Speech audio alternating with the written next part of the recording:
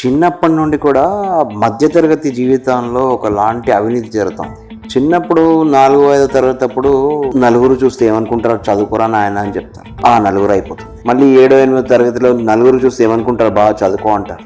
మళ్ళీ 11-12 తరగతిలో ఆ ఎంట్రన్స్ ఈ పరీక్షలు రాసుకో నలుగురు చూస్తే ఏమంటారు అంటారు. తర్వాత ఉద్యోగం వచ్చేటప్పుడు నలుగురు చూస్తే ఏమనుకుంటారు, మంచి ఉద్యోగం తెచ్చుకో అంటారు. తర్వాత పెళ్లి అవుతుంది, పెళ్లిలో కూడా మంచి అబ్బాయి అమ్మాయిని చూసుకుని నలుగురు చూస్తే ఏమంటారు, ప్రేమ వివాహాలు అవన్నీ వద్దు అంటారు. అక్కడ కూడా నలుగురు అయిపోయింది. దాని తర్వాత పిల్లలు, తర్వాత వ్యాపారము, ఉద్యోగము, మంచి కారు, ఇల్లు, ప్రతి చోట కూడా నలుగురు చూస్తే ఏమనుకుంటారు, నలుగురు కోసం ఏదో చేయంటారు. కానీ మనము చాలా క్షుణ్ణంగా పరీక్షిస్తే 2-3 తరగతి నుండి వివాహము, ఉద్యోగము, మళ్ళీ 50 సంవత్సరాల వృద్ధాప్యం పైన వచ్చినా కూడా ఆ నలుగురు అనే వాళ్ళు ఎప్పుడు స్థిరంగా లేరు. చిన్నప్పుడు ఉన్న నలుగురు నడి వయసులో లేరు, మళ్ళీ వృద్ధాప్యంలో కూడా ఆ నలుగురు లేరు. సో ఈ నలుగురు అంటే మారుతూనే ఉన్నారు, కానీ ఎప్పుడు కూడా ఆ నలుగురు స్థిరంగా అదే నలుగురు లేరు. అయితే ప్రతిసారి ఈ మారే నలుగురు కోసము మనం ఎంతగా పరితపిస్తున్నామంటే ఆ నలుగురి కోసమే బ్రతుకుతున్నాము, నలుగురి కోసమే కష్టపడుతున్నాము, ఆ నలుగురికి భయపడుతూ